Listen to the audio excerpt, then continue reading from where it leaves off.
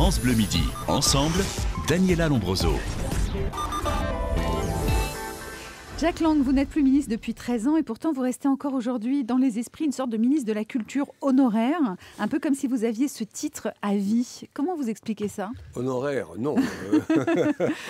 D'honneur alors? Je veux bien encore accepter d'être considéré... Ministre de la Culture d'honneur. Non, je suis moi-même et ça me suffit déjà Alors pas comment mal. vous expliquez que dans les esprits vous restez quand même très présent comme ministre de la Culture? Bon, il y a beaucoup de raisons. La raison principale, quand même, est que le président de la République, François Mitterrand, m'a donné la chance. Et l'argent? Et l'argent, et la durée.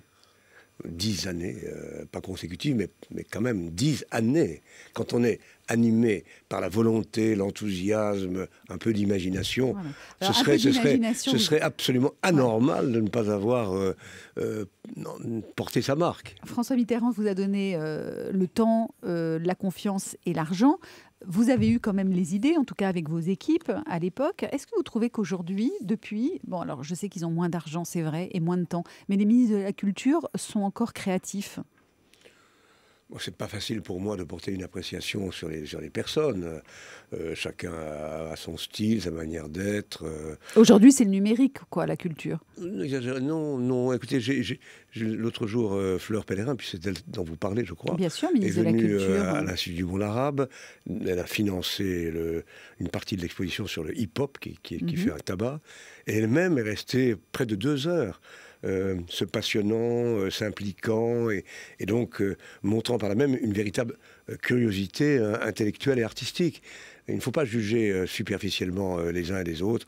Je crois qu'elle a en elle une volonté, un désir et elle prend des initiatives. Je crois qu'elle est à l'origine d'une loi qui sera discutée au Parlement l'année prochaine. Depuis le début du quinquennat de François Hollande, donc 2 ministres de la Culture, est-ce que pour vous, il y a eu des idées fortes qui ont été défendues? Il y a eu en particulier la volonté, et je m'en réjouis, de préserver ce qu'on appelle l'exception culturelle française. Ce qui n'est pas simple. Nos amis européens, et en particulier la Commission de Bruxelles, est très fréquemment un adversaire de la singularité culturelle ou de la singularité des politiques public de la culture.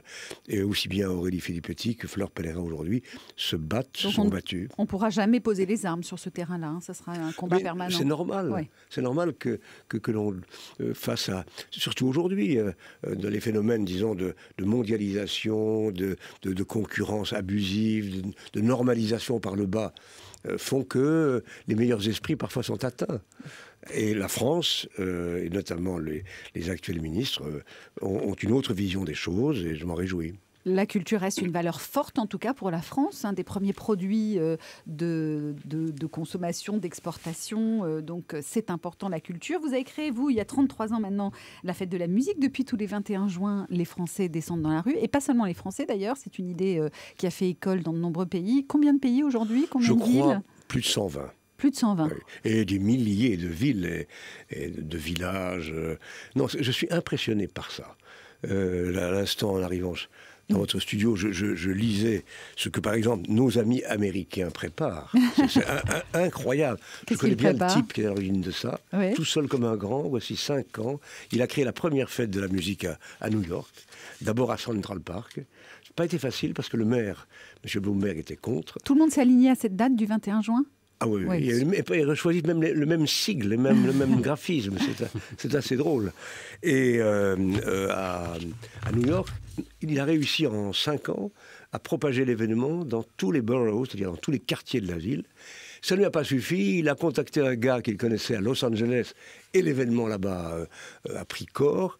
Et puis, il a créé sur un site une sorte de vade-mecum pour expliquer aux villes américaines qui veulent créer l'événement comment il faut s'y prendre. Et aujourd'hui, je crois qu'il y a au moins une 30aine de villes en Amérique. Et alors, est-ce qu'ils savent que c'est Jack Lang qui a créé la fête de la musique? J'en sais rien. Parce qu'aujourd'hui... Et puis, c'est souvent très, très original. Ouais, par exemple, à New York, il va y avoir dans plusieurs... Ça peut paraître un peu bizarre ce que je vais dire à l'instant. Vous connaissez l'histoire des corps exquis. surréaliste. Eh bien, il reconstitue cette tradition, mais dans des cimetières, en accord avec les gens, pas avec les morts, mais en accord avec les vivants, avec les meilleurs compositeurs américains de l'époque. Ils vont sur des immeubles faire jaillir des musiques avec des technologies contemporaines assez extraordinaires. Puis, à l'autre bout de la planète, on célèbre l'exposition universelle cette année à Milan. D'ailleurs, j'accompagne François Hollande dimanche parce que le commissariat de l'exposition a choisi ce jour-là, le 21 juin, comme journée de la France, comme l'avaient fait à Shanghai nos amis chinois. Et depuis c'est plus le 14 juillet, c'est le 21 juin maintenant. Alors.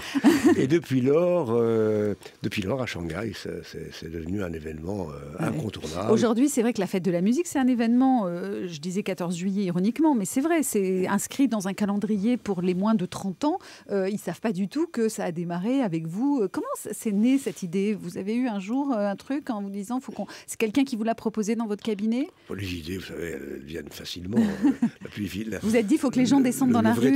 C'est de les réaliser, c'est de s'accrocher, quoi. La première fois, c'était une demi-heure. La première fête de la musique, c'était à peu près... La première idée, c'était... On ne s'en est pas tenu là. Ça aurait été une catastrophe.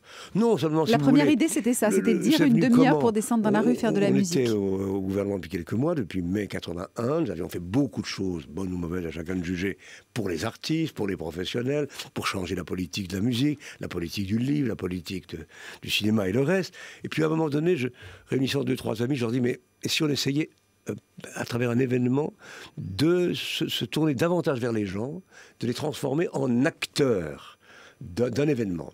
La musique est venue à l'esprit, parce qu'elle transcende les âges, elle transcende les générations. Et parce qu'elle est pratiquée par de nombreuses personnes en France. C'était important pour nous à l'époque, parce que longtemps, les pouvoirs publics ne considéraient comme musique, au sens du ministère de la Culture, que la musique classique, un tout petit peu la musique contemporaine. Et nous voulions que ce soit la fête de toutes les musiques. Et que les citoyens soient acteurs. D'ailleurs, nos amis américains ont un meilleur titre que nous. Comment ils l'appellent? Make Music. Ah oui, fête de la musique. Mais avec Make Music. F-A-I-T-E. Et au début, nous avions, c'est dommage qu'on y ait renoncé, on avait écrit fête F-E-T-E et F-A-I-T-E-S. Ouais. Ben voilà, pour fête maintenir de la musique. cette tradition le 21 juin. Et vous parliez de faire soi-même de toutes les musiques urbaines aussi. Les musiques urbaines, en l'occurrence le hip-hop, sont à l'affiche d'une exposition à l'Institut du Monde Arabe, puisque désormais vous êtes à la tête de l'Institut du Monde Arabe à Paris. Et c'est une exposition événement avec comme directeur artistique le rappeur Akhenaton. Donc on voit que vous remontez dans le temps, effectivement, 30 ans à peu près de hip-hop, consacré donc à ce mouvement, une quarantaine d'années même, ce mouvement aux multiples facettes culturelles dont on reparlera dans quelques instants. Mais tout de suite, c'est Allô les stars avec Thierry Garcia. France Bleu.